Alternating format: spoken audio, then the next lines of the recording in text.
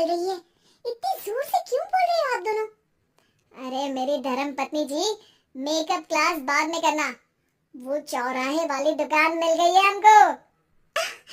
अरे वाह, रुको मैं अपनी माँ को फोन लगाकर बता देती हूँ। अरे मैं भी अपने रिश्तेदारों को बता देती हूँ, कितनी खुशी की बात है। हाँ हाँ, मैं भी अपने दोस्तों को बता देता हूँ, 1 हफ्ते बाद रजिस्ट्री है। बस घर में खुशी का मौका था। उन तीनों ने अपने अपने फोन उठाए और लोगों में बात फैलाना शुरू कर दिया। और रही सही कसर श्वेता बहू ने अपने पड़ोस में सबको बताकर कर दी। अरे वर्मा आंटी, अब हम भी जल्दी कार ले लेंगे, घर का रेनोवेशन होगा और ठाक से रहेंगे हम भी। अरे ऐसा क्या हुआ? लॉटरी बाटरी लग गई है क्या? अरे इस बार चौराहे वाली मॉल में हमको भी दुकान मिल गई है, दुकान नंबर 21, जो एकदम चौराहे पर है। अब ग्राहक बढ़ेंगे तो आमदनी भी बढ़ेगी ही ना। अरे वाह, कितनी खुशी की बात है। मैं बहुत खुश हूँ तुम्हें इतना खुश देख के। बाकी एक बात कहूँ, सबको मत बताते फिरना, किसी की नजर लग जाएगी तो खुशी की खबर वापस लौट जाएगी। हैं? ऐसे थोड़ी ना होता है, अब डरा रही हूँ। अरे सही कह रही हूँ, काली नजर कहते हैं इस चीज को, जब आप किसी को कुछ बताओ और वो काम बिगड़ जाए। अरे लेकिन मैं तो, तुमने सबको बता दिया ना? हाँ, फोन लगा लगा के।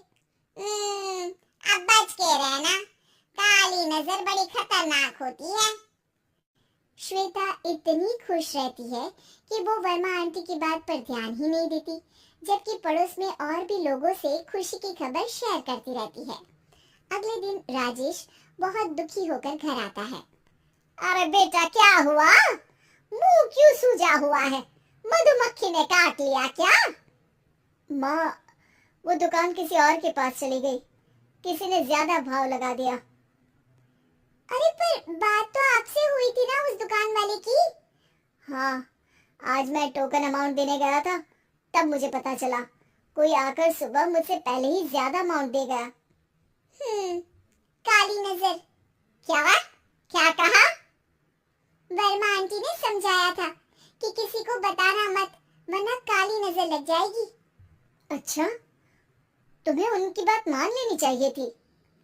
उनकी बात मान लेती, लेकिन उसके पहले ही सबको बता चुके थे ना हम तीनों। अरे अगली बार से ध्यान रखेंगे, कोई भी नई चीज होगी तो किसी को नहीं बताएंगे। तीनों कुछ दिन ऐसे ही रहते हैं, पर एक दिन श्वेता को एक मेल आता है। राजेश, मेरा ऑनलाइन मेकअप कोर्स कंप्लीट हो गया, अब मैं खुद का पार्लर खोल सकती हूँ।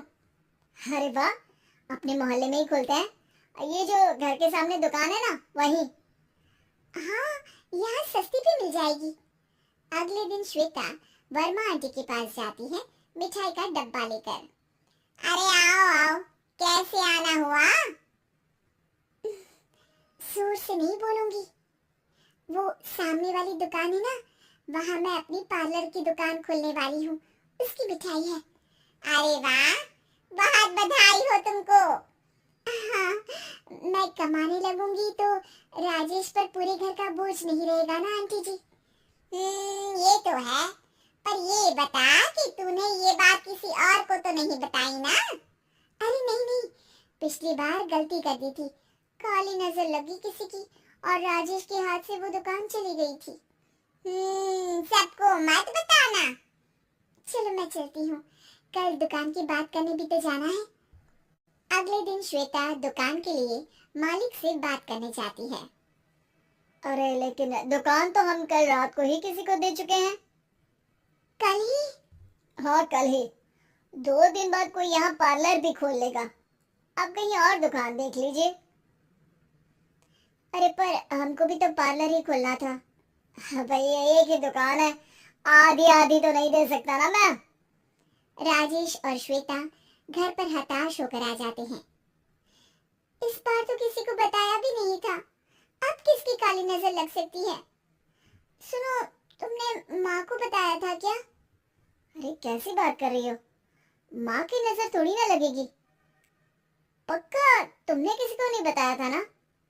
सिर्फ वर्मा आंटी को बताया था। उन्होंने ही मुझे किसी को नहीं बताने को कहा। अरे यार तुम भी सही हो। मेरी माँ को नहीं बताने को कह रही हो, पर वर्मा आंटी को बताना तुम्हें जरूरी लगा। अरे वर्मा आंटी ने ही तो काली नजर के बारे में बताया था ना। वो हमेशा हमारा भला ही तो चाहती है। मेरी माँ भी हमारा भला ही चाहती है। अरे पर चिल्ला क्यों रहे हो? बात नहीं कर सकते क्या आराम से? नहीं आता आराम से बात करना, और करना भी नहीं चाहता हूँ मैं। दुकान जाने का दुख गुस्से में बदल गया था और राजेश और श्वेता में बात बंद हो गई थी। 2 दिन बाद मोहल्ले में पार्लर का इनॉग्रेशन हुआ, जिसमें मोहल्ले के सभी लोगों को बुलाया गया, पर श्वेता, राजेश और माँ नहीं जाते। माँ अंदर आ जाओ, क्या देख रही हो? अरे नया पार्लर देख रही हूँ अपने आंगन से।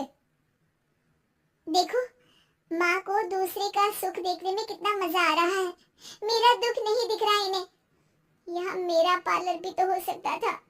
अरे चुप रहो यार, हर बात में लड़ाई क्यों ढूंढ रही हो?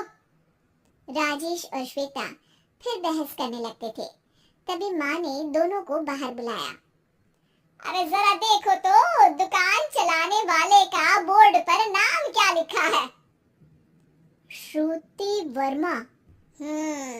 गाड़ी निकाले बेटा, हमें कहीं जाना है। काली नजर का इलाज कराने। राजेश अपनी बाइक निकालता है। तीनों ट्रिपलिंग कर रहे हैं। माँ राजेश को उस मॉल वाली दुकान पर लेकर जाती है जहाँ राजेश अपनी दुकान खोलने वाला था। यही दुकान लेना चाहता था ना तू? हाँ, पर इनको भी दुखी करने लेकर आई हो क्या यहाँ पर दुकान दिखाकर? वहाँ काफी नहीं था? अरे श्वेता, थोड़ा सब्र रख, अभी पता चलेगा कि हम यहाँ क्यों आए हैं। बता, इस दुकान चलाने वाले का नाम क्या है? अनुपम वर्मा। कुछ समझ में आया?